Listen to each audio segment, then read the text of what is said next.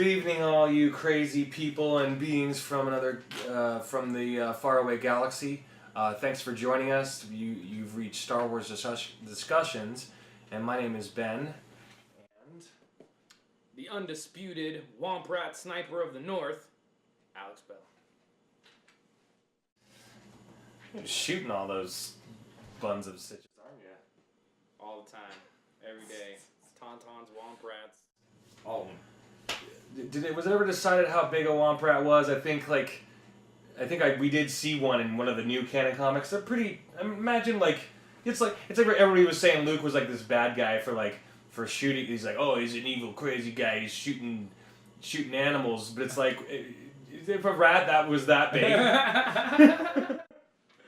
Well, we know big enough to blow up the Death Star, right? Or it's I used to shoot Womp Rats back home on my T-16. Yeah. All right. Anyway, oh yeah. So we're gonna get right into this. We're gonna get right into this Rebels episode. It's kind of getting late and we're just getting tired, so we're gonna just try to get into this. I hope you guys all saw the latest episode of Rebels. We sure did. That last 4 episodes, actually. Yeah, we kind of just binged through them, released this. We literally just watched them, and man, so good. Yeah. So I said it was gonna get intense. I mean, we all knew it was going to, but man, they've ramped it up. It seems like, and that once again, I think this is why there's so much craziness with the fan base, etc. Especially with.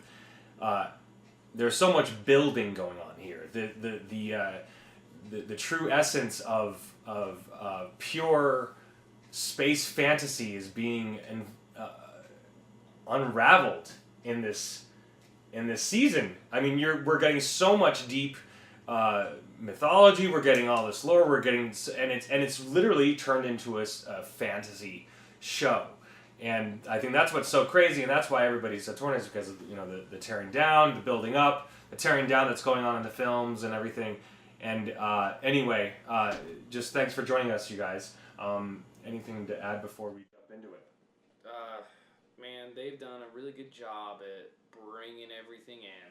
Clone Wars now is feeling really relevant. If anything, it's I kind of when I first started watching Rebels. I liked it. It wasn't bad. But ever since after The Last Jedi, since coming back and watching it, it's been refreshing. Just coming back.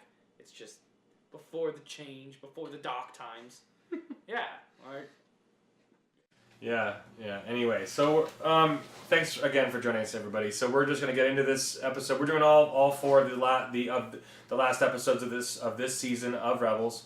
And I hope you guys enjoyed it. This is a spoiler-heavy review. We're going to talk deep about Star Wars and our love for it and all the greatness that it can be and all the things that it was this episode. Or these 4 episodes. Right off, this is actually really kind of a cool image. This for some that stretcher she's on, the stretcher, it looks like it's a stretcher, and it's got dumbbells on it or barbells on it, something, I don't know. But it reminds me of Leia's stretcher that she's on when they interrogate her. When they interrogate Leia, or when they interrogate Rey? Well, you know what? Actually, but it made me think of Rey specific. It made me think of Leia specifically because of that, because of the floating droid. But once again, they use the floating droid in the TFA, so I know exactly what you mean though. Yeah, if anything, what I liked a lot about this first one, I think it was called Jedi Knight, was the name of the episode, was the music. The music may have not been the John Williams score that we're all familiar with, but music felt great when Kanan's doing the whole shaving his face and going through the motions, it was all orchestral. But Thrawn's music all heavy and organ, man, I knew there was something in store for the episode when it was picked up like that. But I think you had a comment about the music. We're gonna get to that. We're gonna get to that. Okay. But bring that up. We're gonna get.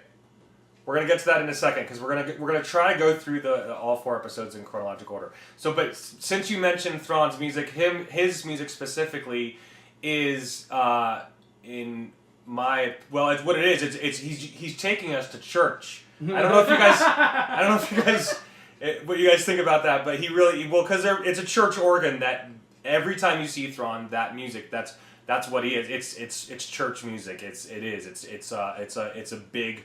It's not a B3 organ. It's an organ that is. It's a pipe organ.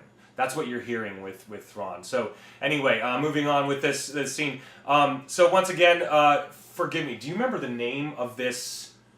Oh my gosh! Please comment on it. I had it in my head, but anyway, it has to do with Hera's brother, right? Is it her brother? Her brother. It was about her brother. It was like an heirloom of her family history. Mm-hmm. God, I forgot the name of it. Yeah.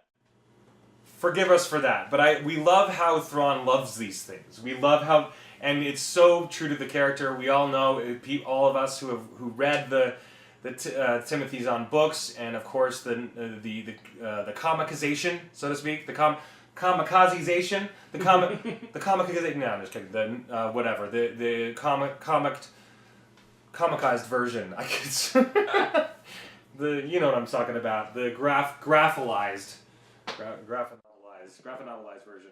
The graphic novels. Thank you. Sorry. Anyway, all of you who've read those, I read them a million times, and seeing Thrawn like this is in full force in animation. I mean, of course, we all want him in live action sometime, but seeing him in this season once again is fantastic. But once again, he's taken us to church with that organ. So. But there was something I was going to mention about that scene, but I guess we're going to come back to it. And two, what I really liked was just like the good cop, bad cop between the governor torturing Syndulla and then Thrawn coming in and kind of just like, I'm not going to tell you anything, and he doesn't care. He just gets around the tools of the trade, asking the questions, getting the mind off. I don't know. I really, it just adds to his mystique. Well, since you mentioned the good cop, bad cop, more specifically, he's playing the good cop here. He's like, you have this specific heirloom, blah, blah, blah, for your brother, and I want to know more about my enemies, blah, blah, blah. And he's going on with this thing, and he's doing his thing, and then Price comes in, and that's actually coming up, so we're going to get to that next. But this is actually cool. This image is really cool because it's Ezra's old home. So this once again, this is where we first saw him. Mm-hmm. This is the spire, or whatever you want to call it, the great apartment in the sky, the great apartment that's the Star Wars apartment. I would love that as a Star Wars apartment.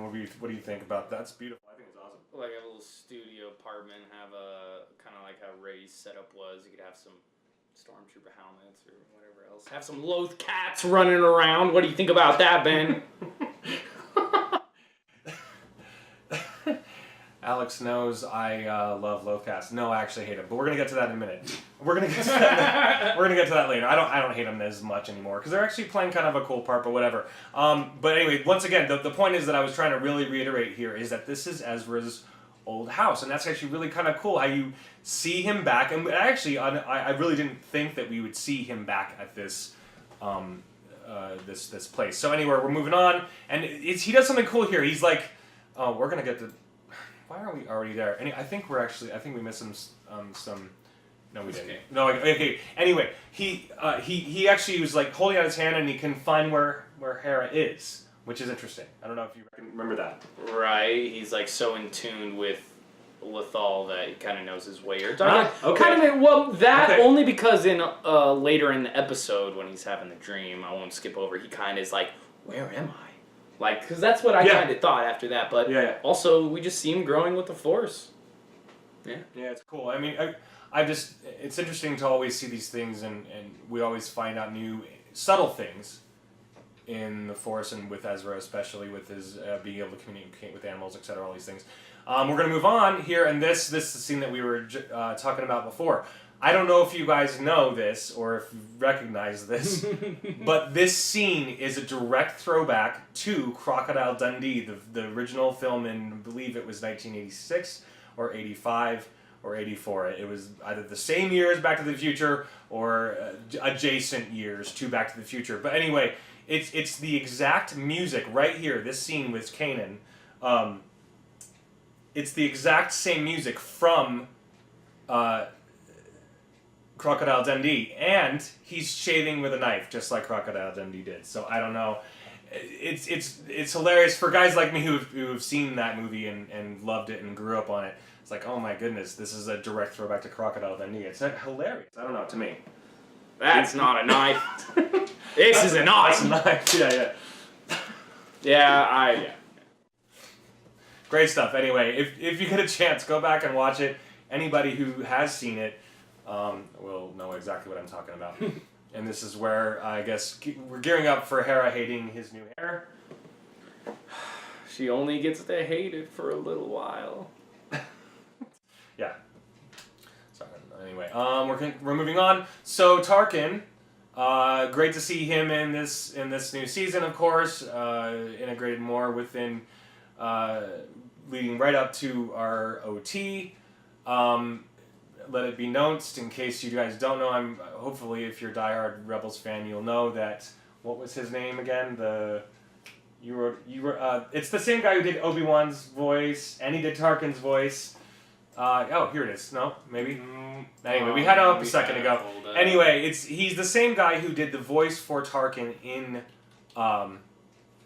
Rogue One, and he also did the voice for, and of course he did voice for Tarkin and Obi-Wan in Rebels. So Steven Stanton? No, is it? Oh, okay. Well, maybe it is. Yeah. Okay. Yeah. There we go. Steven Stanton. Yeah. So anyway, he's awesome. Yeah, I really liked how it kind of brought it in, almost tying it into Rebels. How he's talking about Krennic and he's talking about that tied in. It's congruent. I like seeing that. I like how we're seeing the pieces starting to all fit together, and it's cool. Okay, moving on. So once again, I'm proud of that image, even though I didn't do it. I'm proud of that image. I'm gonna move out of your way so you can see it a little bit better. Right.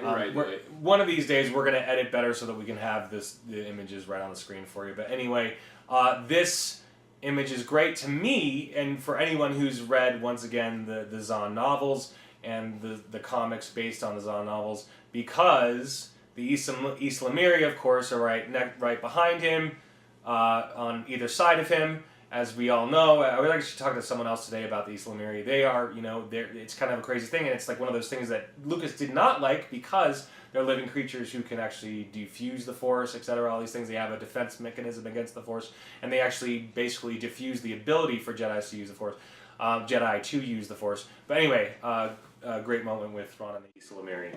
Yeah,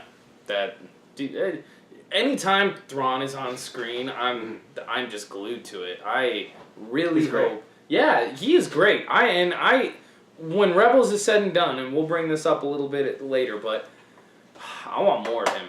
I want more Thrawn. I want more. He's not even a Sith. He doesn't even have a lightsaber, and you know what? I think he is awesome. The character deserves to be in live action. Yeah, for sure. yeah. We want to see him live action. He deserves more screen time. He is, yeah, he's sweet. He is sweet, and I think everybody else agrees.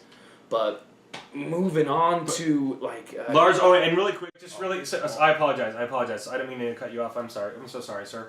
My good friend, my good old pal, sir. Lars Mikkelsen, who is Mads Mikkelsen's brother. Lars Mikkelsen is the one who voices him. So I'm sure you guys know that. Though those of you who don't, anyway, Mads Mikkelsen was Jyn Erso's father in Galen Erso, thank you, in Rogue One. Continuing, we're going to move on. What were you going to... You were going to say something, and I'm sorry. Go ahead. I was going to move on to Kanan's death. All right. Okay, so this is actually a great scene because they say something about... Dave Filoni, I don't know if you guys noticed this also, but I just recognize their voices all over the place. Dave Filoni is voicing the stormtroopers here, one of the stormtroopers, and he's basically the voice for Stormtrooper in almost every episode that you see Stormtroopers chat. It's Dave Filoni's in there and doing his thing. So being a Stormtrooper, because he's like, hey, I can. I'm just I'm writing and producing this whole thing. but I can just play a story. And so it's really funny. And he says, and it's funny to me personally because he says, watch out for those deadly loaf cats because they got attacked by loaf cats last time. So. Yeah. Isn't it weird how they call everything loath? Loath cat, loath wolf, loath rat. They should have just left it womp rat. They should have just had Tauntaun. But the loath wolves are sweet. They are awesome. They are rat. And we are going to get to those in a minute here. We're going to try to blow through these a little bit faster. Sorry, this is taking a minute.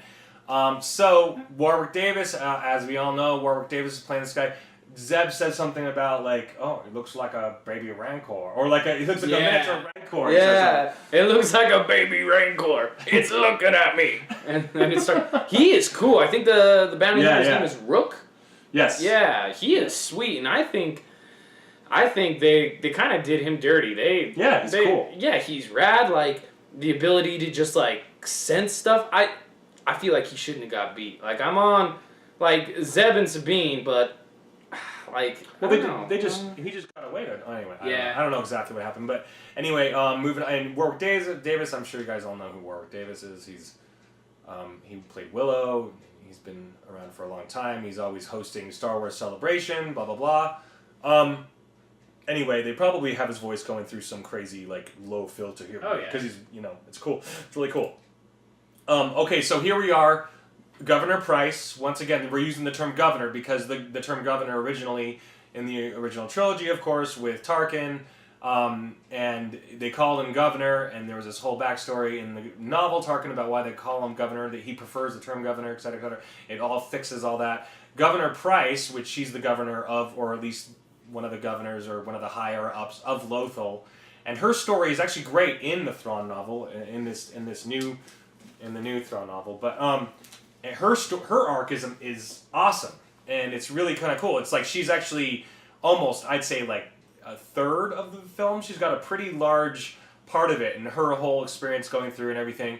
This is actually a hilarious scene because Hera's all zooked. She's like all stoned from the drugs that they're giving her to induce. Yeah, she was all drugged up and again, I'm just like holding my tongue because like the whole time, like I was just waiting for something to happen. Like it was too not impactful, and I was watching. I'm like, okay, we had the epic music, we have this plan, everything's going good, like everything's going good. Like yeah, I just didn't. I didn't know if it was gonna be canon, but I liked how if anything, it was interesting to see how the governor did almost anything she could to get them, or to like try to get a victory, and it didn't even matter. Like, but what about the fuel cells? I don't care. Shoot them. Like, okay, we're getting there. We're getting there in a second. I'm jumping the gun. So, it is something that's a little crazy, and it definitely came out of nowhere.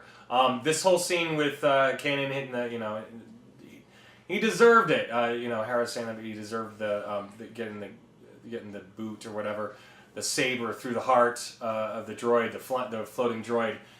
Forgive us. Please tell us what the number or name of those droids are. Those floating droids. Kind of cool, but it's like these floating orbs carry tons and tons of juice, albeit zooked juice to knock you out. And Hera's stoned this entire episode. It's hilarious. So we were talking about this and these things a little bit ago. They're kind of a really cool. It is literally the embodiment of excuse me. It's a ship that is bridging the original trilogy and the prequels, right? I mean, we've got the. Yeah, we're talking. It's kind of hard to see. I'll kind of move out of the way. It's that mix. It's like a TIE Fighter Republic gunship. It's pretty cool. Do this so they can see it a little bit. Yeah, you can see it on the right hand side. It's all reflection. You know what we're talking about. Sabine is flying one. Yeah. And they're cool. They actually make the same noise. They make the same sound as the gunships. Yeah. Republic gunships and the... Anyway, it's just kind of a cool thing because it's like a TIE fighter and a gunship merged together, so it's bridging those things. There's a lot to say about that particular model. And I don't know the number or name of it, so forgive us, please. We love the story. When I was a kid, I memorized all those things. Anyway, Moving on. This is cool. It's crazy how Governor Price is just like blow the Yeah. and she's just obsessed with she wants to. She's just like, I just really want to blow stuff up. Yeah, that's pretty much what I'm getting at. Like, where we see it was like in the beginning of Rebels, where they're just the Empire's being whoop-de-doo, whatever. They're not really thinking. They're just blowing stuff up, and it's a good comparison to showing like where Governor Price is, and like they pretty much outsmart her, like compared to Thrawn, where if he was there, we know it would have been different. It would have been a lot different. And that's the sad reality of it, isn't it? It's like if Thrawn was there, and that's why they can't have him in so many scenes, because if you want to be true to the character, he would just like corner them in every aspect of this show, which is why. Anyway, we're gonna get to all those things later, but we all want to see Thrawn in a live action. I don't know. I'm not optimistic about that. I don't think they'll do it. But anyway, here we are. Another image that I love. I love this image. It's great. Kanan holding back the fire to save his friends. Yeah, during the episode, I didn't think Ezra was gonna die. Now in the end, I'm thinking he may, but I didn't think this was gonna be the episode. As it continued to go on, I was still on the fence, but yeah, the moment we knew what was coming when, at least I knew what was coming when it was like target the fuel cells. They shot. I literally was like, someone's about to die. This is it. Like there's no, they can't get away from this. And man, at least it was a good ending. Like he's using the Force, holding it back. Like Force pushes him back. He engulfs in flame. Like it was crazy how with such gumption he forces Hera back and just throws back the whole ship and everything. And then anyway, it was a horrible, tragic, wonderful, honorable death. And so thank you, Dave Filoni, for giving Kanan Jarrus. Do you remember his real name? Kanan Jarrus. Caleb Dune. Caleb Dune's real. Caleb Dune. His presence on Rebels, his great story in the comics. If you get a chance to read the comics, fantastic stuff. Anyway, we're gonna move on. We're gonna continue on, and it's there's one little thing. Like, I'm glad that Hera and Kanan, like, they finally kissed. They finally, let me. It would have been kind of cool if right before like Kanan got engulfed, maybe if he like kind of like a Force premonition of the future, what could have been, kind of thing. I don't know. Like either way, Jedis can't love; they can only wander alone. Jedi with a cause, or Jedi without a cause. All right, we're gonna. It was great to I don't know. I miss Kanan already. This guy, I can't remember his name, but he's a friend of Ezra's family's. I just like his character a lot. I like the voice. I like his voice anyway. I just saved that because I just really like him as a character. He's a kind of this heroic guy that had basically started the rebellion that was going on Lothal. So anyway, we're moving on. Hera experiencing it's like they finally get over to Hera on this is the new episode, and she's literally you're seeing her grief, the grief she has for Kanan. The grief she has for Kanan, and I feel like this is especially the last episode too, where we see the flip script from Ezra following, and Ezra. I mean, granted, there's been a few episodes before this where Ezra has done his own thing and he's made the plans and the rules, but now it's like for reals, he's the leader. Like, she kind of stepped down. Kanan's gone. Like, Ezra's front and center. Although, I actually do like Sabine as a character more, and I actually prefer her to be a friend. Anyway, we're not going to get into that. No, yeah. But I love her story. Any of you who have seen, all the great, the Darksaber episodes, the episodes where she's training with the Darksaber, and going through the things that she went through, and it's like her story in general is basically tied to tied indirectly to the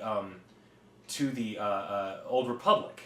I mean, anyone who's read Revan and the story of the Mandalorians and the Mandalorian helmet and the Mandalorian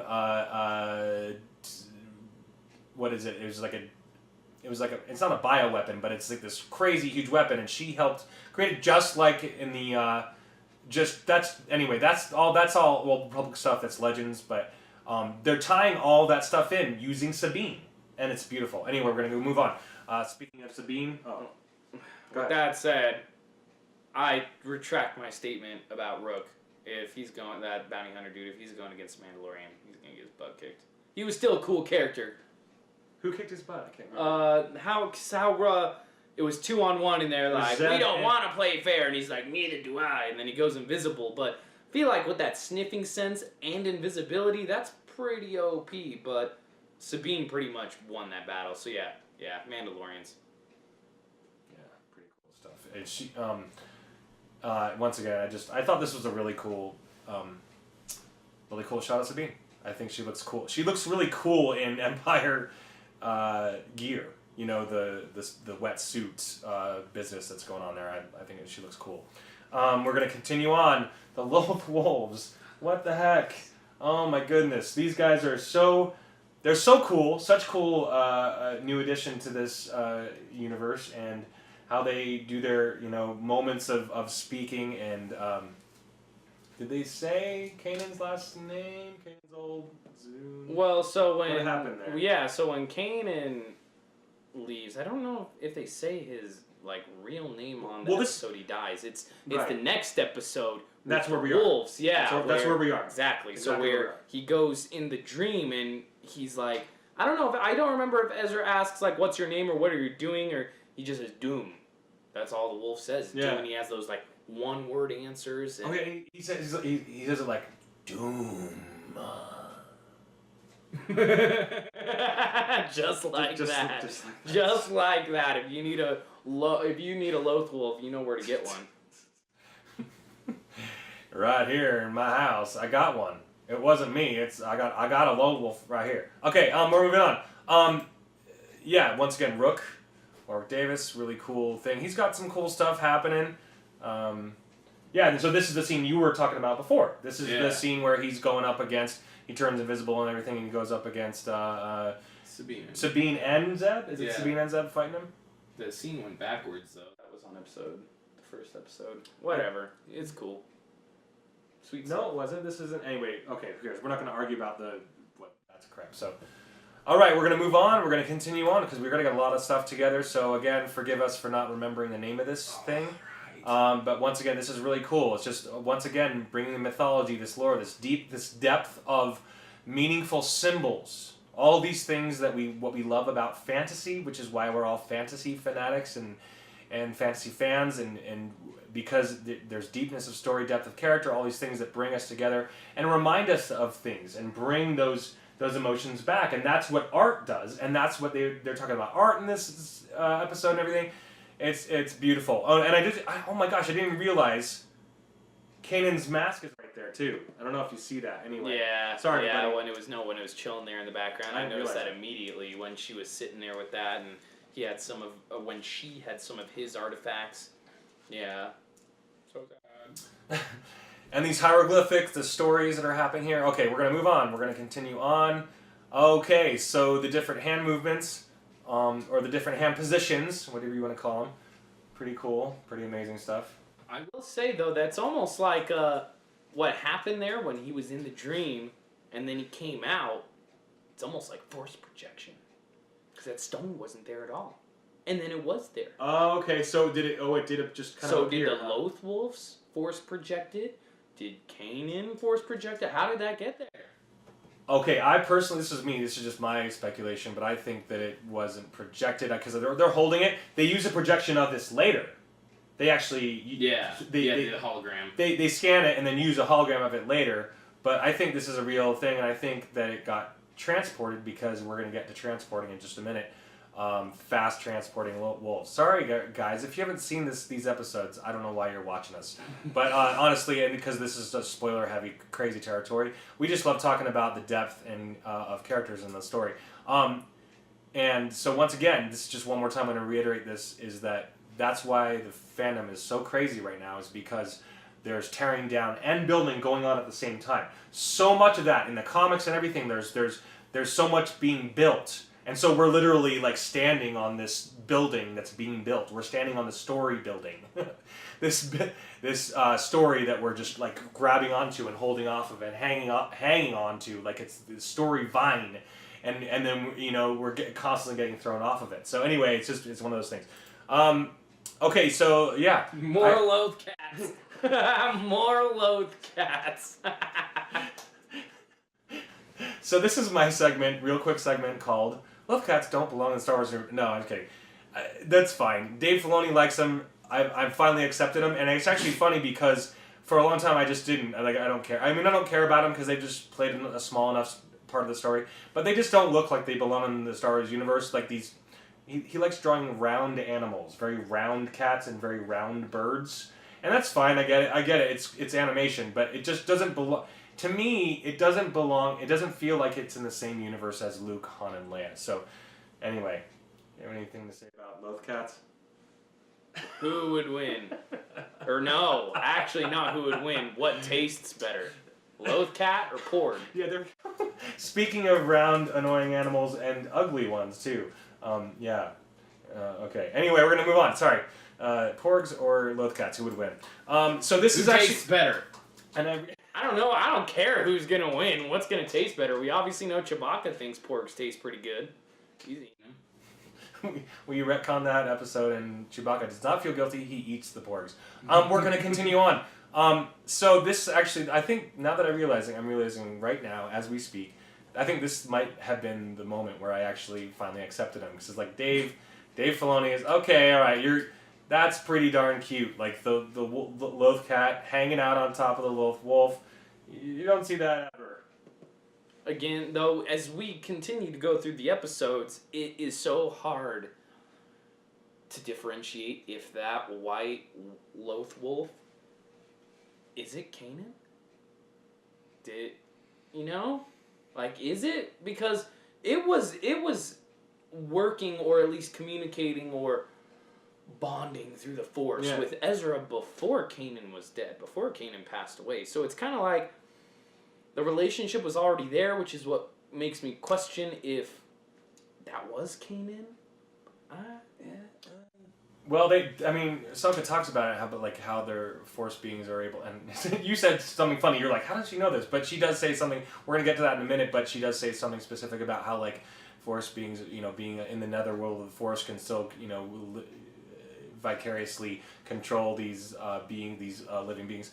But just real quick side note, this is just before I forget about it, I remember this really quick random side note.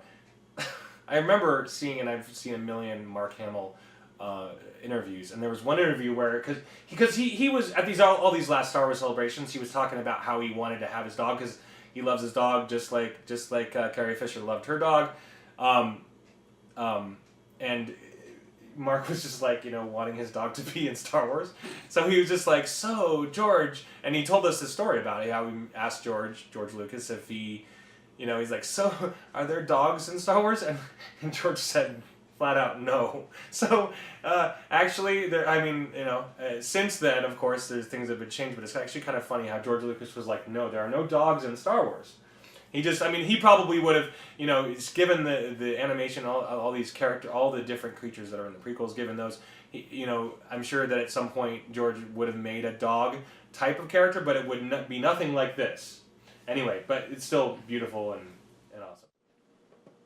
He doesn't want dogs, but he's fine with Ewoks. And dog bears, Wookiees. So anyway, we're going to continue on. Once again, I love Sabine. If I were to be a cartoon character, maybe I would try to meet Sabine. Ben has a crush on Sabine. I think she. I love that. I'm sorry, man. That Darksaber episode floored me. We obvious. Yeah, okay. So I kind of do. Anyway, we're gonna move on. If I was a cartoon character, I would try to meet Sabine in the cartoon world. Okay, we're gonna continue on. I would try to meet her at the cartoon Comic-Con. At the cartoon, the animated version of Star Wars Celebration where Sabine would live. Anyway, so here's where the wolves are transporting, and the wolves are going through their kind of hyperspace. I mean, it looks like hyperspace, but it's kind of more like almost like a wormhole. It's like a land wormhole.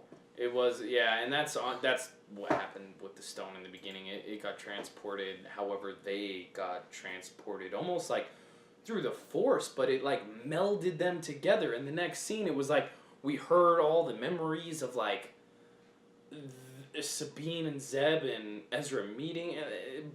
It was just like everything though. It was like melded together. It was kind of cool to see that.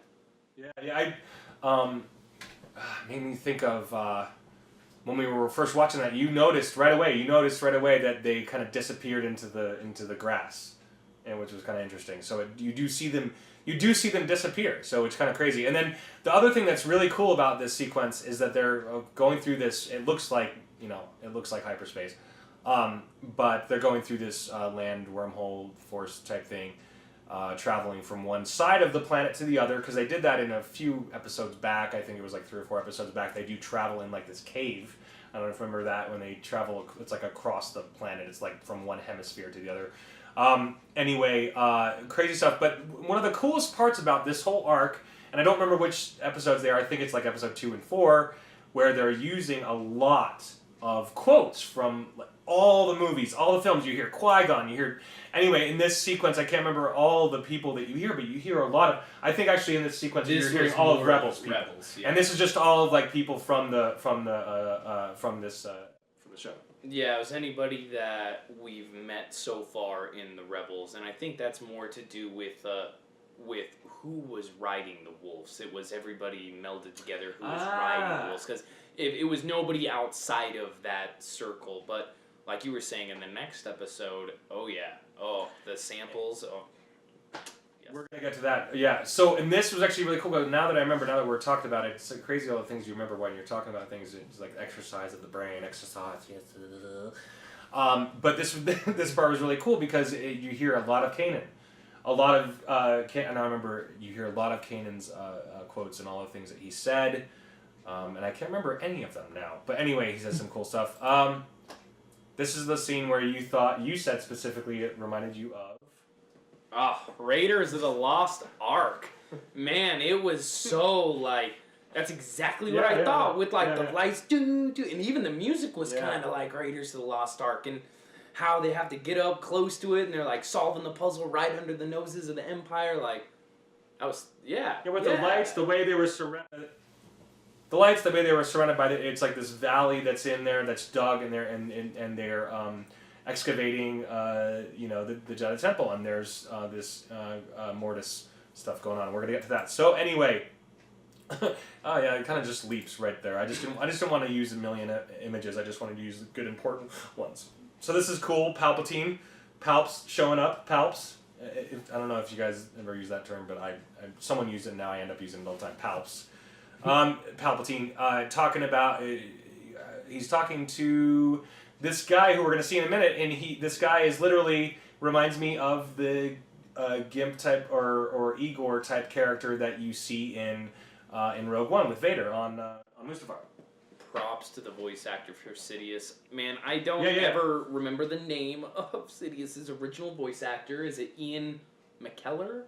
Okay, it's Ian. It's Ian.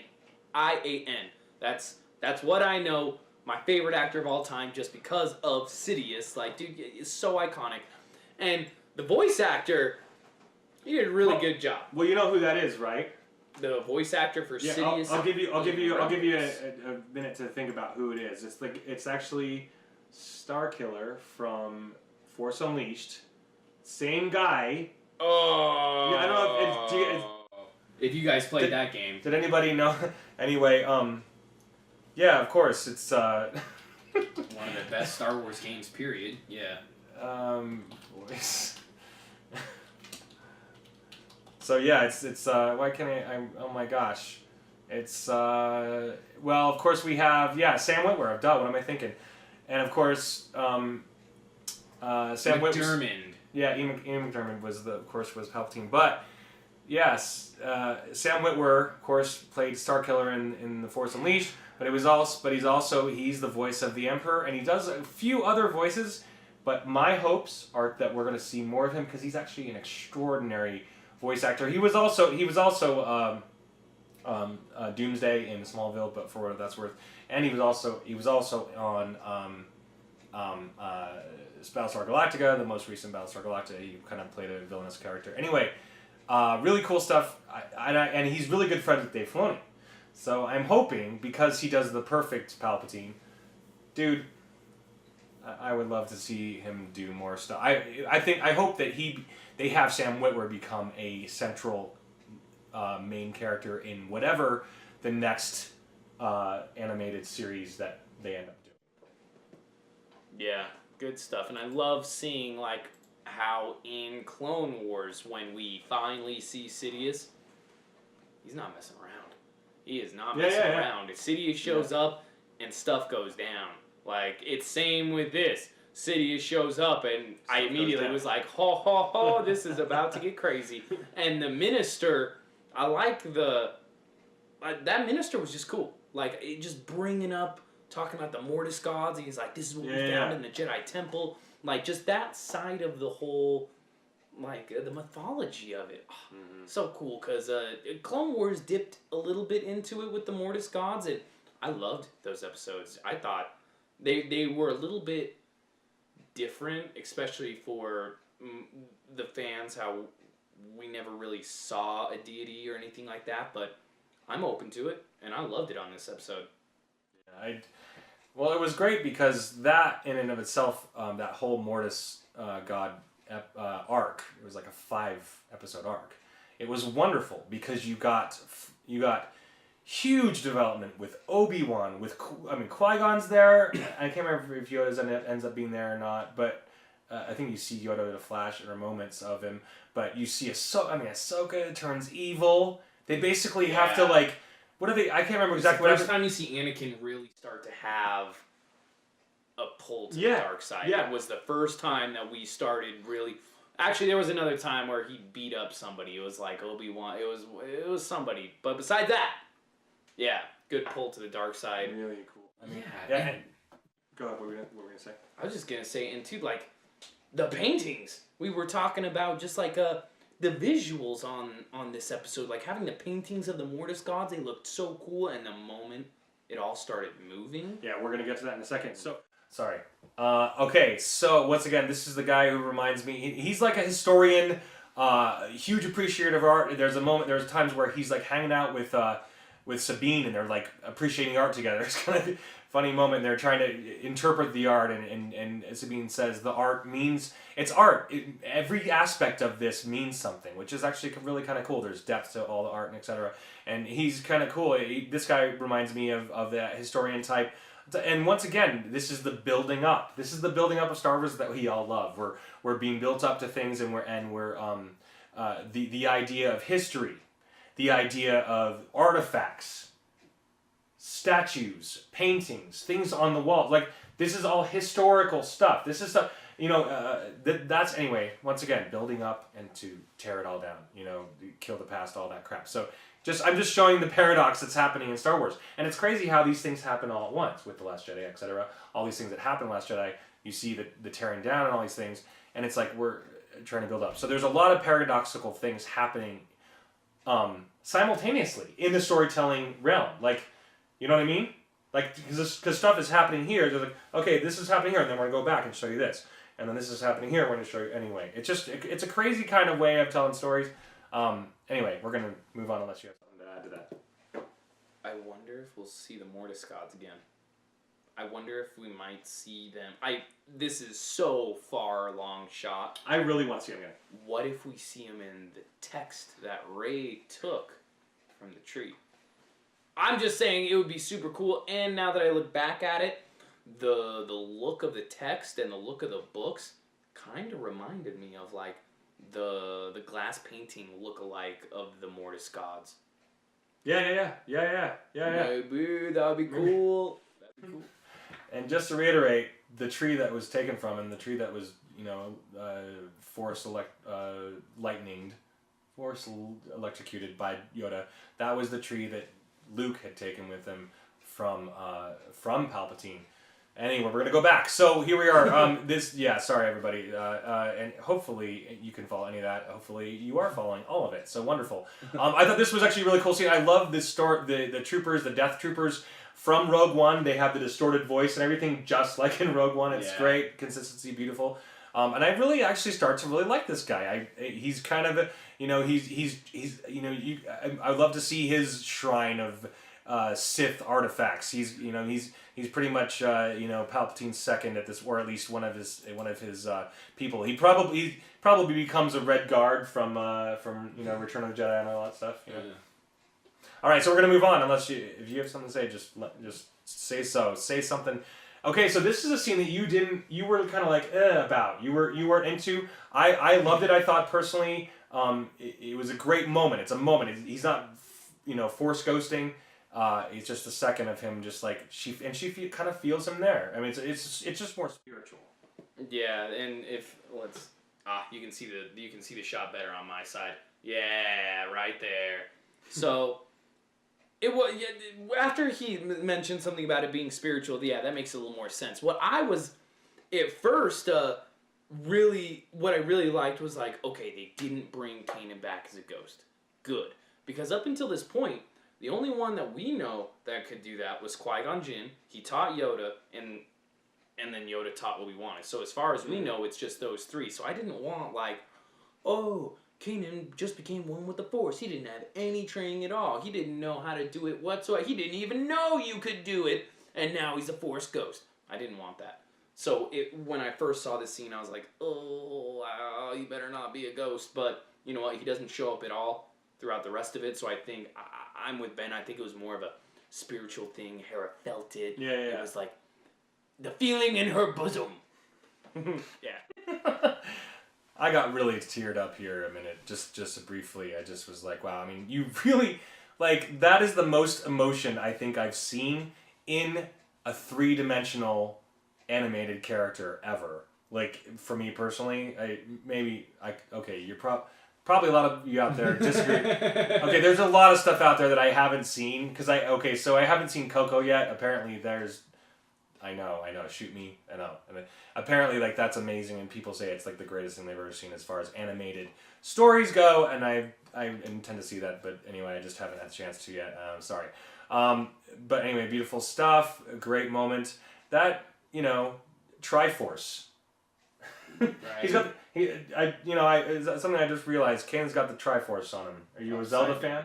Yeah, it's technically not a real Triforce. It's upside down. Yeah, right. Okay, yeah. But yeah. It's the devil version of the Triforce. It's the 666. It's the upside down 666. It's the pentagram. Whatever. Anyway, we're gonna move on. So once again, more Raiders of the Lost Ark scenes there. This is actually from the Raiders of the Lost Ark film. I wonder if they did that on purpose. I think so. I think you're right. And I think it's kind of cool. Just them sneaking around and just everything about it. I think this is when we start seeing Ezra start to figure out the doorway, and the pictures actually start to move, and he's touching it, and yeah, that's pretty sweet. And when the Loth Wolves start moving, the animation, they did such a good job. It was sweet. Okay, great. We're moving on. So yeah, and once again, it's the reiteration of this being so much like Raiders of the Lost Ark. Raiders of the Lost Ark being something where history, artifacts, things of the past, things that are relics, these things that emulate the past, things about the past. These are really important and being built up as important things. Once again, paradox in the Star Wars storytelling community. I'm sorry to keep saying it, but it's really true. There's a paradox going on because there's all this building going up and then tearing down. So anyway, here we go. We're going to continue. Yes. Crazy. This is beautiful. Yes. I keep jumping the gun tonight, you guys. I'm sorry. I just keep wanting to talk about the end of it. Dude, this is a great moment. This is a great scene. This is great. That's so beautiful. Dude, beautiful. I liked it. I liked it a lot. looked good. Like Mordecai's coming back in, just Yeah. like dude, it makes me not want them to end Rebels. Like the first season too, like I was way on, and now I'm right back in, and now it's almost at the end. Like, honestly, yeah, honestly, honestly, I would have been fine if I love Rebels and everything, but I'm a Clone Wars guy through and through. Honestly, this is just my opinion. They could have just had like a story about Ahsoka only, and just had her been on. I wouldn't have minded a few. See, that's the difference between Rebels and Clone Wars. Is that Clone Wars, you have an arc of, you literally have, Obi-Wan go on a journey for like 3 episodes, and it's just him, nobody else. And then you have another where it's like Ahsoka for 5 episodes by herself. And so you have another episode where it's just Anakin or whatever. They're split off, and they tell a completely different story. And then there's an episode where it's just the clones. And so there's a lot of sparseness, and I actually really love that, and that's what gives it the epic hugeness and large scope of everything, which is what the Clone Wars was. But with Rebels, it's just literally centered around these like 5 people, five beings, which is fine.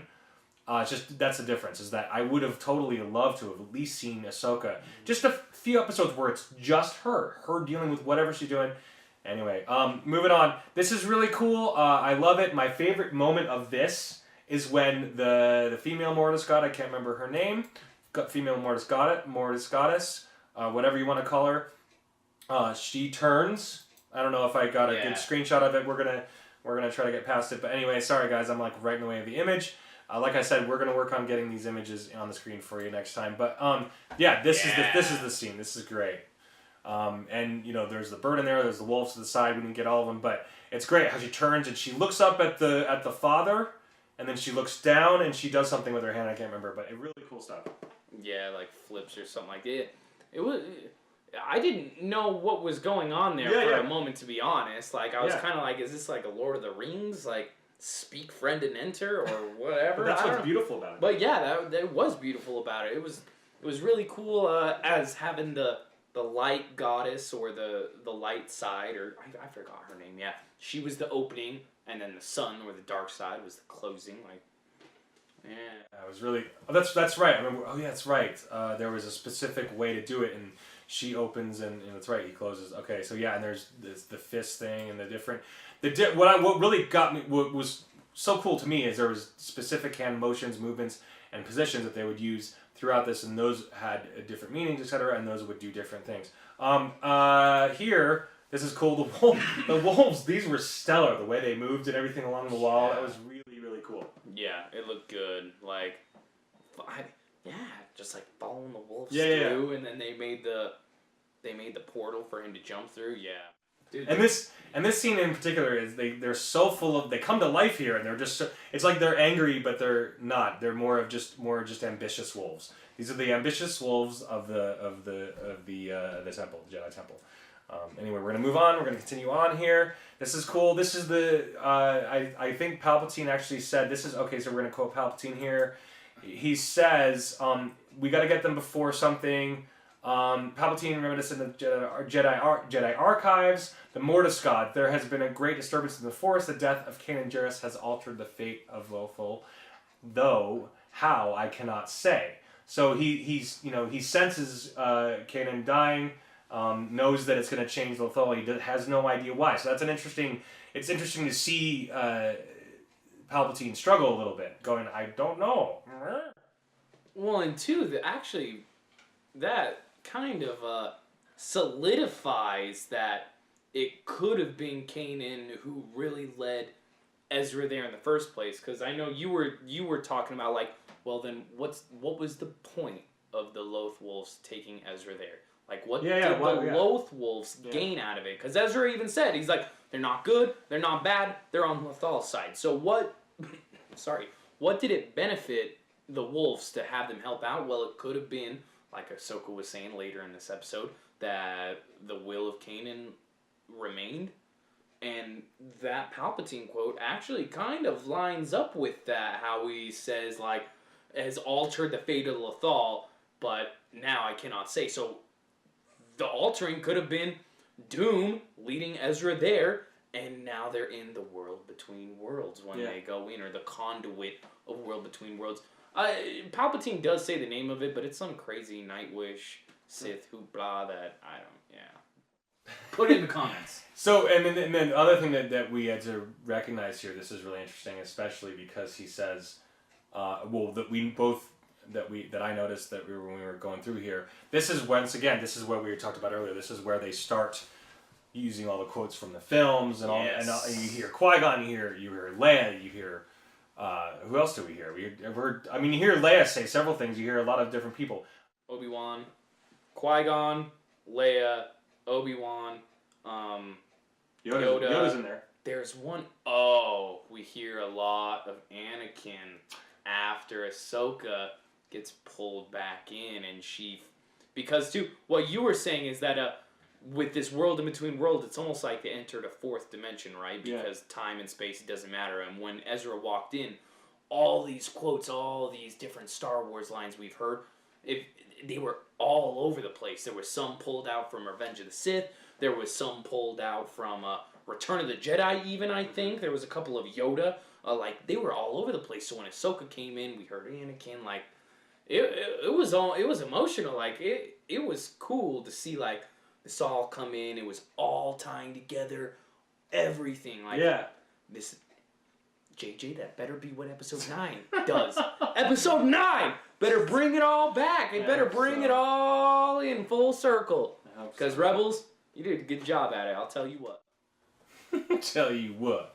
I mean, in a sense, right here, that's the most. I think that's the biggest takeaway. That's the most important part about this scene in particular, and it's I think Ezra spends literally about a minute. No, it's more like 2 to 3 minutes in this time period, and finding the people that he finds. We'll get to that in a second, but and going through here and finding these little portals. He finds these little portals in here in this little miniature space with pathways and stuff. But one of the coolest things about this, the biggest takeaway once again, is literally that time is all fused together. Everything that has happened, it's past, present, and future all together, all in one.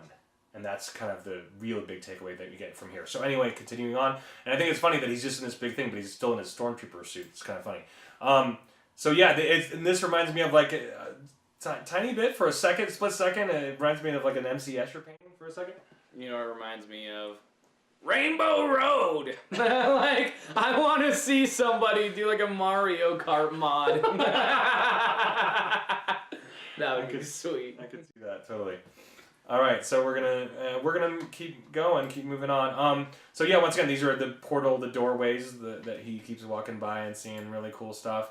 Was one of them Yeah, there's a triangular one over there, but most of them are circular. They do have different characteristics.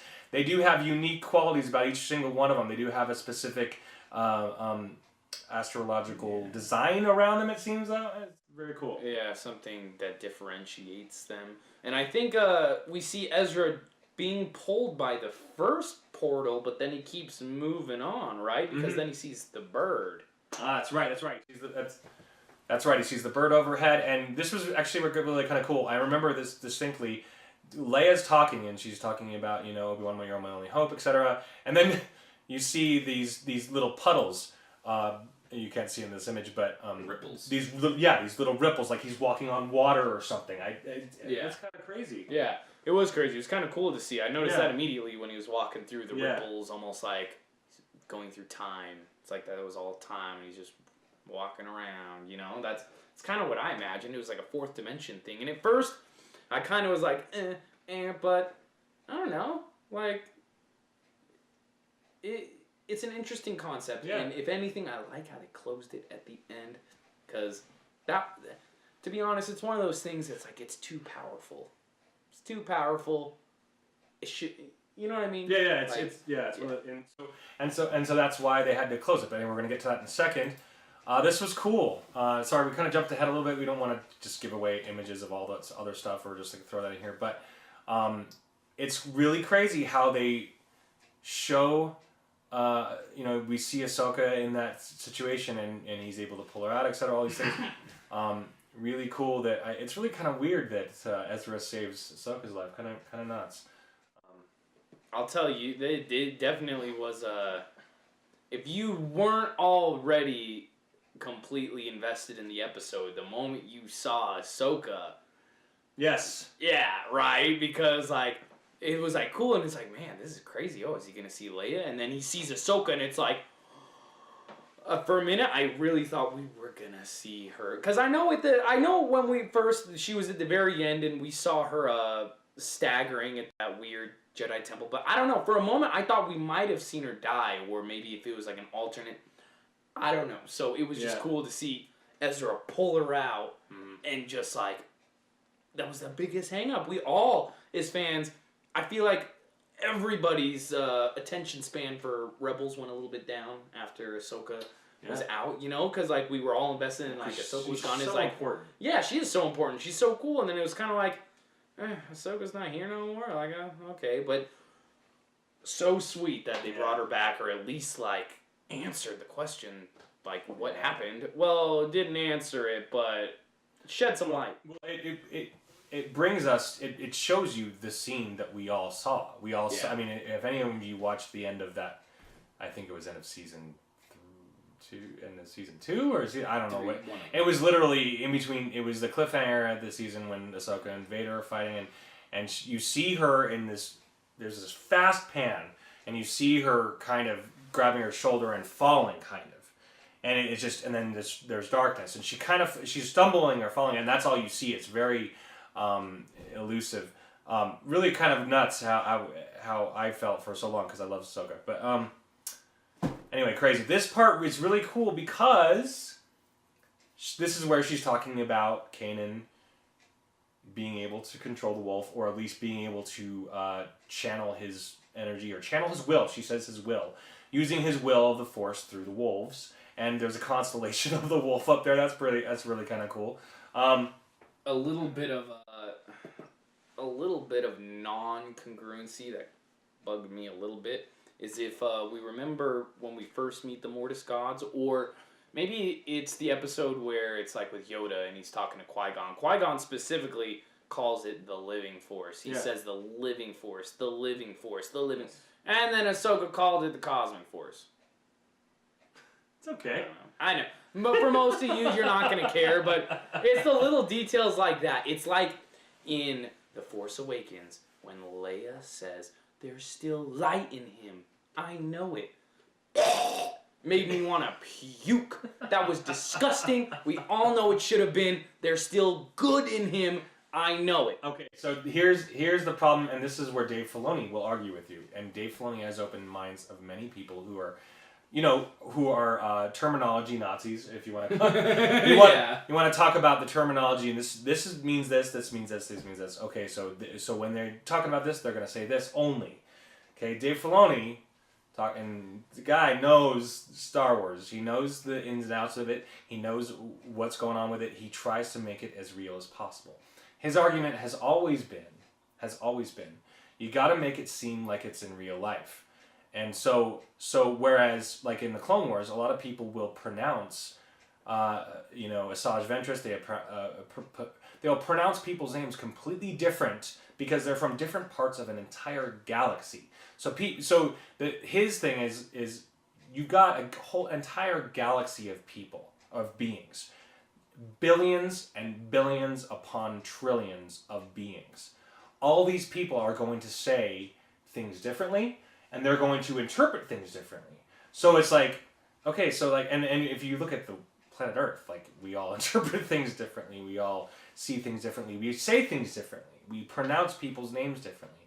And that is, I don't mean to come down, I'm just saying, that's my 2 cents on it. That's what Dave Filoni said. Right? Some of you punks out there think the goddamn Earth is flat. Okay. But yeah, and just so you guys know, we are flat earthers, just in case. No, we're not. I'm just kidding. Right. Just kidding. My mind's off course. Sorry. Land speeder, skiff, off the. You go ahead. The congruency. So, how Ahsoka was talking about that. Oh, Kanan can the will of the Force. It again comes back to, I don't know if I like the whole idea that it's just coming into play where, oh, if a Jedi dies, he becomes one with the Force now. Though, in the long run, we kind of had to have something tie into the Loth Wolves, and I think that's overall what it was. Kanan's will remains through the Force to help him out, to help his group out, and to finish the fight, and to just close the story on Lothal, which I don't think we're closed yet. We still got 2 episodes left. Yeah. Is that all? That's it? Just the 2 more? And that's next week? If I'm not mistaken. Okay, so we're going to continue on. We're going to try to get this finished up here before we make this too long. But just really quick. And so and just in a nutshell, I actually think it's cool that Ahsoka calls it the Cosmic Force. And forgive me, Qui-Gon calls it the Living Force. But emphasizing life, living force, all that jazz. So we're going to continue on. Once again, Ezra's mature moment. It's his mature moment. He's realizing, of course, that he can't save his master, even because I mean, if he tried to, he probably could have pulled him in, but I don't know. I mean, it's like one of those things where it's like he's maturing, he's realizing that he's not supposed to save him. Right? It's like, dude, Vader had that lightsaber right in Ahsoka's face, and Ezra saved her. So how come Ezra can't? Yeah. But it kind of was like just the whole like, you can't save your master, like I can't save mine. It's like right. Ahsoka is still so haunted and torn, like, and dude, like, it's crazy that we need more Ahsoka. Yeah. What happened? What happened? And I guess we'll continue on. I'll wait. Honestly, there's a lot of people who could play her, and she could be in a live action movie. But anyway, we've said that's been said so many times, but I don't think it's ever going to happen. Ahsoka live action would be amazing. Continuing on, once again, more emotion in these 3-dimensional animated characters. Okay, so enter Palps. Yes.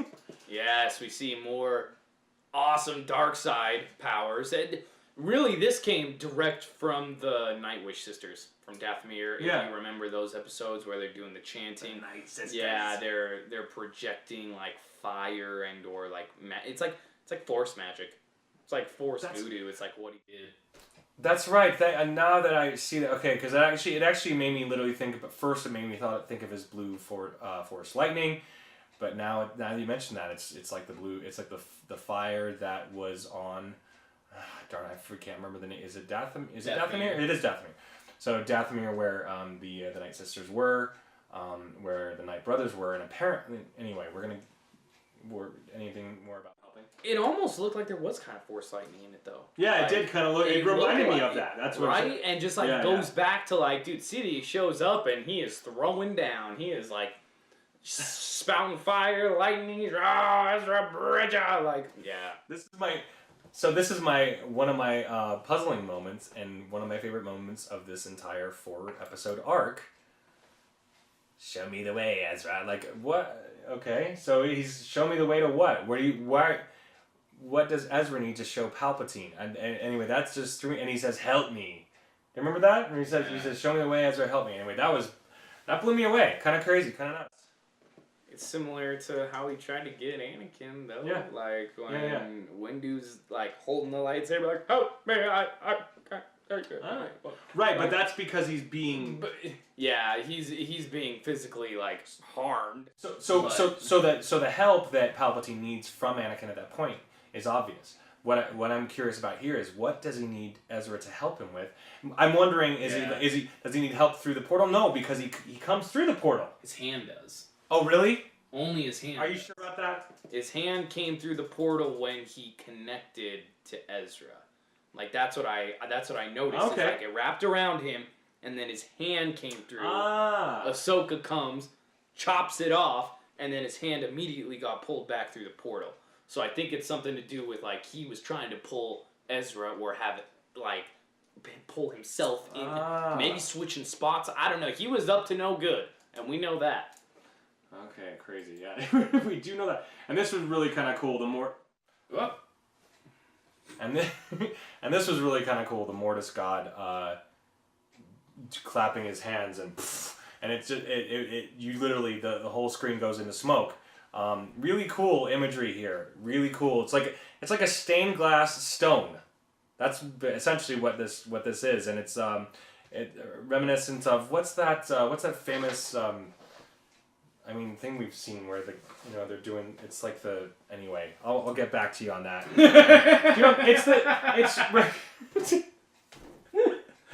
I can't remember, but it's like Galileo or somebody, and they're doing this, and there's circles around them and all that stuff. Anyway, there's an image that we all know that we all be like, oh, that guy. Anyway. Oh my God, I know who you're talking about now. Leonardo da Vinci, the naked dude, and he's standing there, and he So has different arms, and it's like a circle around. You all know. Yeah. So it's a Da Vinci piece that I'm talking about. Yeah, it is a Da Vinci piece. So that's what this reminds me of. Circles and a guy doing this. Anyway, really cool stuff. Stained glass stone. It's the new hashtag, stained glass stone. All right, we're going to continue on. No, we're done. We're done with that. And we're going to move on. We're going to keep going just real quick unless... Wrapping it all up. It's been a little long. Thank you so much for sticking in with us. But those 4 episodes, they were good. I felt impacted. And really, for me, what is going to happen after these last 2? We know there's going to be another animated show. It's already been confirmed. But where is it going to be? Where's it going to be? Someone mentioned, and forgive me, anybody if I'm wrong, but someone mentioned on Twitter that it was going to be called The Resistance, and so it might actually be something that takes place before or after The Last Jedi, and it's going to be completely different new people. So that's just what someone was saying that they had heard on Twitter, so I don't know if that would happen. For one, my number one thought is an animated series about Han, Luke, and Leia, taking place right after Return of the Jedi. As was said before, Mark Hamill can do a great Harrison Ford. He can do Han Solo. Mark Hamill can do himself. They can get anybody to play Princess Leia. Mark Hamill's like a voiceover genius, and it's like if you have him in there, you can make, and Sam Witwer in there doing the Emperor. Not the Emperor, because he'd be dead at the point. But it'd be really great to see. I'd love to see that. Han, Luke, and Leia animated series. Okay, bye. So we're going to continue on. We're going to move on here just real quick. We're going to go to the questions and stuff. But first, before we move on to that, I did want to talk just quickly about, we saw this thing on Star Wars Newsnet. The Last Jedi novelization.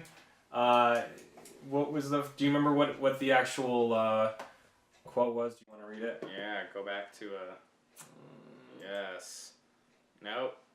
That Second other one? over. Oh, maybe not that one either. Wow.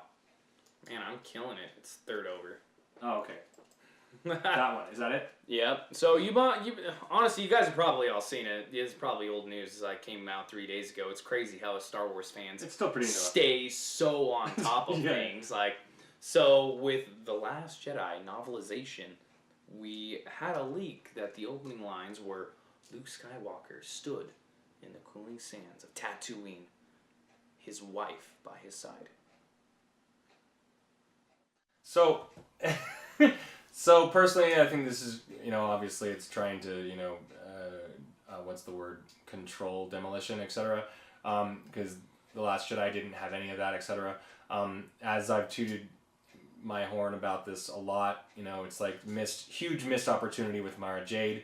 If you're not going to have Mara Jade at all in the story, it's like her story is so integral, so important to Luke, so important to the amazing things that happen.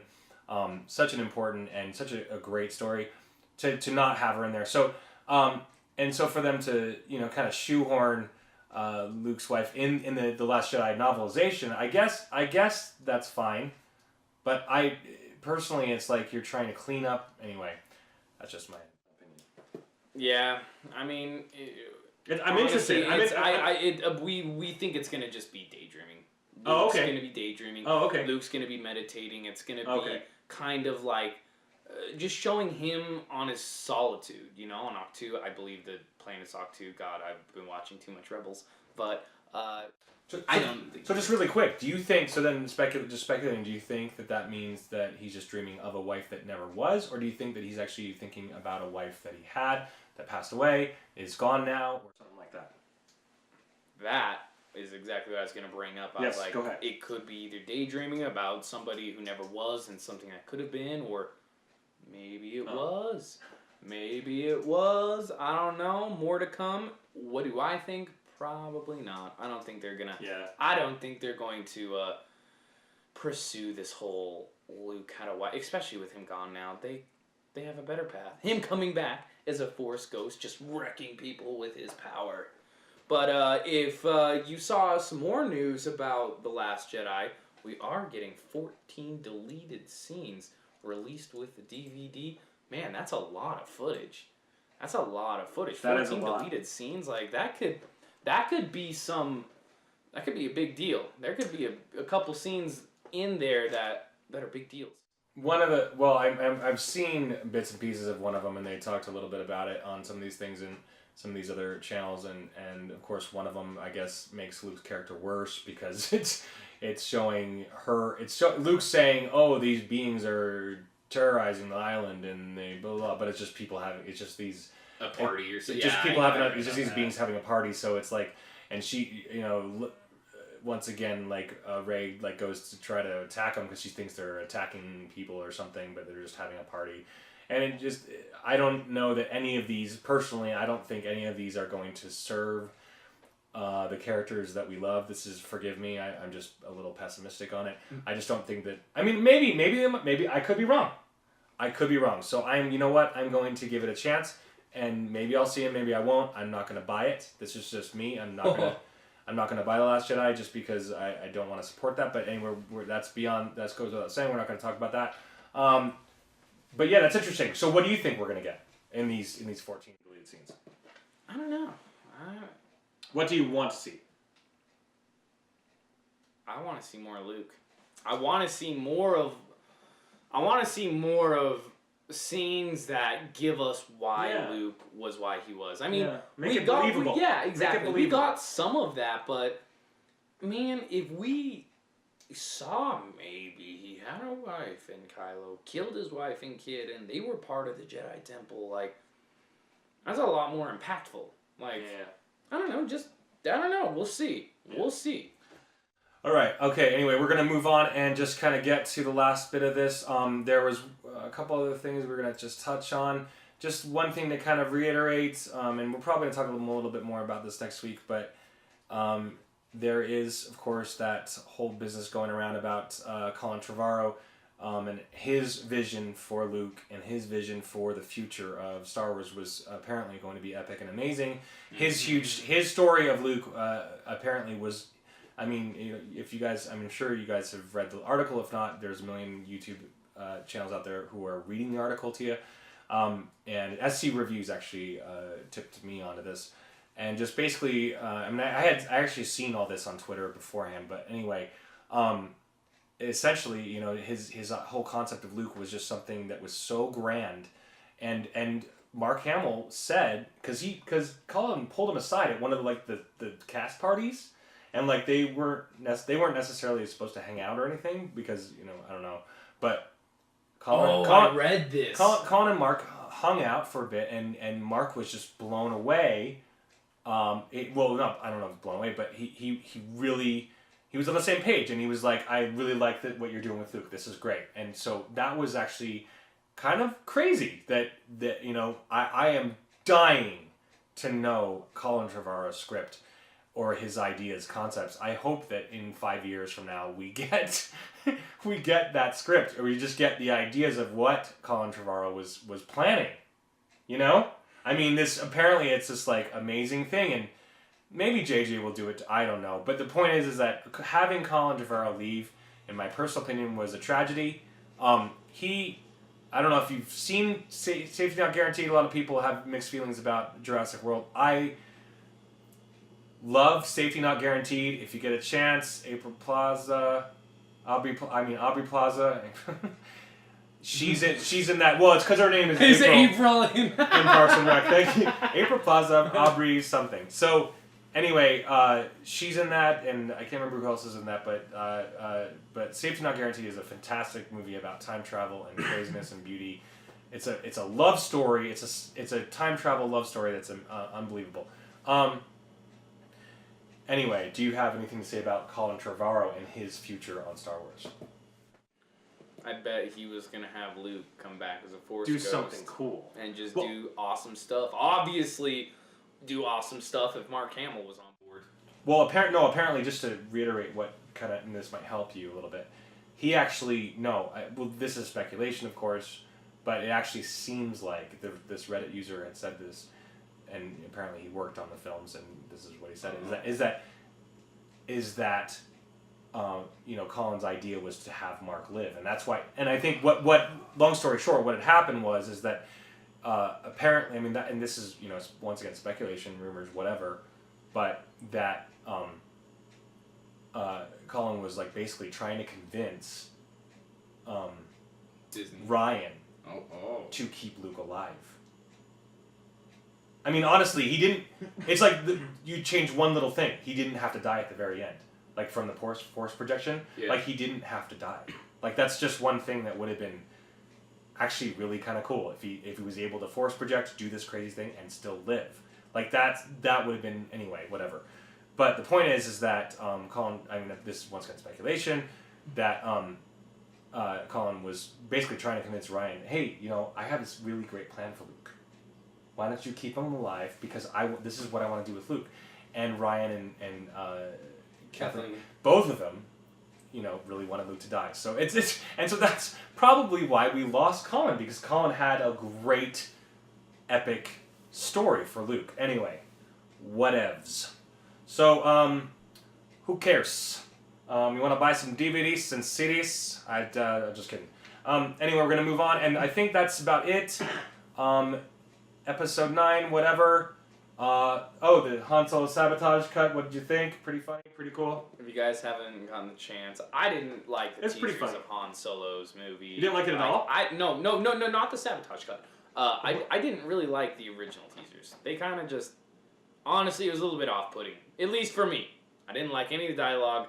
I didn't like the way it was set up, but this sabotage trailer, which we will add in the link or in the description if you already haven't seen it, man, this is great. It's just screenshots. It's all clipped together. Normally, I'm not a big fan of like overplayed music. I love Beastie Boys, but sabotage is overused a little bit. Yeah. I mean, they used it in Star Trek like twice. Yeah, and everybody hated that trailer that they used. Yeah, but this one felt great. This one's cool. We'll put it in the description. I don't know, kind of has me hyped up for the Solo movie. It was kind of funny. So anyway, but I think just ultimately with Han Solo, it's like if anybody actually wants to go see this movie, and once again, if you're having issues with the way Disney is treating Star Wars, etc., all these things, and a lot of people talking about boycotting Solo. If you want to boycott Solo, go for it. I'm not going to tell anyone to do anything, but it does say I mean, it's like actions speak louder than words, etc. Money talks, other things walk, whatever. If you want to do something that will make a difference, and boycott whatever. But I think ultimately with Han Solo, I think we're gonna have to, if you watch it, we're gonna have to accept that it's a completely different version of him. And the way I liken it to this is with Obi-Wan. We're seeing Obi-Wan as Ian McGregor, and we see him as Alec Guinness. Although they're a lot more alike than these two different Han Solos are. So, with that said, I don't know. I'm just going to take it with a grain of salt. I'm going to try to see if I can take it in. It is going to be completely different. There were a lot of other people that they could have chose for Han Solo. Lee Pace is my vote. There's several other people who would have been other choice. Whatever. I haven't seen the movie yet, so I'm not going to judge it right away, of course. But anyway, I think that's the ultimate thing, is that we're going to have to just accept him as a completely different version of Han Solo, which is fine. And just to let you guys all know, I'm going to see it. I have not seen a Star Wars movie in theaters, and especially the original trilogy, when they did the special edition releases in the theaters. Mm-hmm. I remember being a little kid seeing those. I've seen every single one. It's not stopping. I'm going to see the Solo movie in theaters. I mean, again, boycott, do what you want. Yeah, the whole real Star Wars fan, we've had a few of that in the comments. So we're going to get to the comments here in a second, so forgive us for any use that term. And the reason I want to bring this up is because I did have a friend at work who said the same thing, that people are calling him not a real Star Wars fan because he likes The Last Jedi. Forgive me if I offended anybody out there. and you know, I'm not gonna call someone a non-real Star Wars fan. People are fans if they like it. People are entitled. I think people in general just aren't, and they shouldn't be telling people, "Oh, you're not a real fan," because it's like, how do you know? I mean, anyway, that's just my opinion. Whatever. But we're gonna go on to the Twitter questions. But real quickly, before we continue with that, I want to show you just kind of a funny, cool thing. I don't know if you guys everybody remembers this tweet. This was kind of a really cool tweet that Mark Hamill did. And oh wait, okay. So I love Star Wars fruits and vegetables. We all should try to eat healthier, but Yoda and Vader lucked out. Who doesn't love grapes and apples? Luke has it tougher pushing salads, and poor R2-D2, no matter how adorable he is on the package, it's still cauliflower. And so that was a funny moment. I actually responded, and he actually liked it, so I just share this. I responded with, "Holy hilarity, Batman," because he's a big Batman fan, so that's why I had to just say that. "Holy hilarity, Batman. Force-sensitive iceberg lettuce? I think not." And he liked it, actually. And anyway, so it's just a funny moment of that, and I offered to cook Indian cauliflower for Mark Hamill at one point. So anyway, fun stuff for 2 seconds. We're going to continue on and look at the comments for this last thing. Maybe we'll get that next week. I don't know. Start at the top. Okay. There's not too many. Okay. We'll go. We're gonna try to make this a thing. Yeah. We're gonna make it a thing. We read over the comments. Yeah. We appreciate you watching the video, so we want to do a little shout out. Maybe we'll won't spend as much time as we'd like to on them, but we're gonna get right into it. So the first one was who would go up top? Just someone Paul Edwards. You love the work, but fix the sound. You know what? We appreciate the positive feedback, and I appreciate you watching it, Paul. Dude, that's awesome. Long and short of it is, we're sorry about any sound issues. We're actually working on this, and the more you help us by subscribing and liking videos, the more we can make good videos. So thanks again for actually watching this. The next thing was... Next comment, sorry for the funky tilt. Snarky McSnarkface, which we talked about his comment last video a little bit. Man, you left us like a college essay over here, man. Did you just not do your homework or not go to bed or... Wow. He has a lot to say, man. He has a lot to say. Have a lot to say. And that's totally awesome. Jar Jar Abrams must resign his position as director of Episode 9 immediately. The Star Wars fans demand he not feel threatened and embrace his agenda with both hands to get a diverse new voice for Star Wars. Tired old voice, blah, blah, blah. So, yeah, I mean, it's funny that he's acquired that name, Jar Jar Abrams. That, and, I don't know, you say a lot of good stuff. Overall, he's saying, dude, we don't care if there's a woman director. We don't care about that kind of thing. Dude, just... because a flaccid-quilled porcupine is not what is in Episode 8. I don't know. Hey, man, I just appreciate you taking your time to write this all out and watch our videos, man. Let's move on. So, yeah, and honestly, just regarding the female director thing, male director, I think, yeah, honestly, I think all Star Wars fans, honestly, I think none of us care whether the director is female or male. I think that's the biggest thing to reiterate here, because people are demanding, a lot of people are demanding a female director. First, that's fine, but I think the problem is that a lot of diehard Star Wars fans don't care whether the director is female or male, and I think that's a lot of where everybody is miscommunicating. So many people want, it's I want to have a female director because they'll do this. We all want a good director because they'll make something awesome. It doesn't matter if they're male or female. If it's a great female director, awesome. If it's a great male director, awesome. It doesn't matter. That shouldn't be, once again, it's just my opinion, it shouldn't be on the forefront of someone's decision whether they're male or female. That should not be the reason they get hired. See, that's the problem with, and I think with so many fans, and I think a lot of you will agree with me, that's just not the case. It's just a lot of diehard fans, we want a good director, we want a good Star Wars movie. Doesn't mean that they have to be male or female. And that is going to bring up just one thing that I have to talk about. The other day, someone was talking about Luke and how in general, Kathleen Kennedy thinks that that women can't relate to Luke. Women do relate to Luke. Because his character transcends gender. I've talked to so many women who do relate to Luke. Because his character is heroic enough that it doesn't matter whether he's male or female. Anyway, that's just my 2 cents on it. Hope you agree. If you disagree, cool. That's cool too. That's just my opinion. So, dude, I'm not even a woman, and I can tell you how Luke relates to one. Dude, Vader could be like the bad boyfriend who's never gonna come back, and Luke's just doing everything he can to get him. that was a joke. Thank you so much for everybody who took that with a good heart. We're moving on. And Snarky McSnarkface, though, I resonate with a lot of what you said. Yeah. Mary Sue, like, no more of that. Yeah. Very, very cool stuff, and not the subversion for the sake of subverting things because of subversion. And you're right, totally right, Snarky. I can't wait to hang out with you, Snarky, because we will have some really cool. Seriously, I would love to talk to you about this stuff. You have some really cool things to say.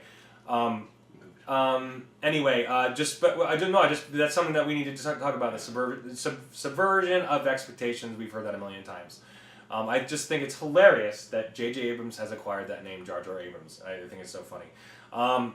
Moving on. So anyway, Jenny Reed, sorry if we offended you at all last week about the Star Wars, saying Star Wars fans. Of course, everybody's entitled to be a Star Wars fan, and no one has the right to tell that person that they are not a fan or if they are a real fan. Yeah, basically it was, if you're a Star Wars fan, you're a fan, period. What I think it comes down to, and what I think he's trying to, Ben and me, because this is a real thing. There's a lot of people that, I hate to say it, I'm not going to call out names, but you all know, since Disney took Star Wars, there have been a lot of people who jumped on board the Star Wars hype train. And it's real. There's post-Disney fans that, you know what, they don't care about the extended universe. They don't care about the novels. They don't care about what's been built up, the games. They just only care about, oh yeah, Disney Star Wars, what's moving forward? I'm going to see the next movie. Oh, Last Jedi was the best one yet. And I mean, dude, that's cool. And I'm not going to say, like, that you can't be a Star Wars fan. Because, dude, I think that's awesome. I love Star Wars. I love it if you love Star Wars. But there are different fans. There are different types of fans. There's different types of fans. I think ultimately that's what people need to recognize is that there are different types of fans. So there are post Disney or post Disney sales, Lucasfilm, and pre.